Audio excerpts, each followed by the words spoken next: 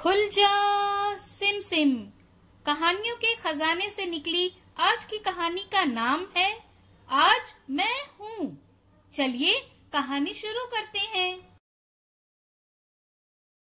आज मैं एक खलाबाज हूँ। देखो देखो, मैं चांद पर कितनी ऊंची छलांग लगा सकती हूँ। आज मैं हूँ एक मुजस्समा साज। अरे संभल के, मेरे मगरमच्छ और डायनासोर भूखे हैं। ग्रर। आज मैं एक क्रिकेट खिलाड़ी हूँ। अब है मेरी गेंदबाजी की बारी और ये हो गए आप आउट। आज मैं हूँ एक माहिर नबातियात।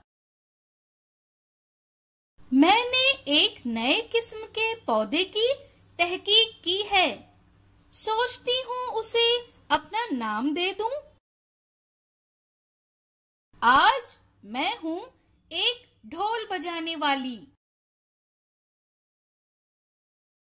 ढश ढश ढश। मेरे ढोल की लकड़ियां इतनी तेजी से चल रही हैं कि आप उन्हें देख भी नहीं सकते। आज मैं इतना कुछ बनी, अब कल मैं क्या बनूं?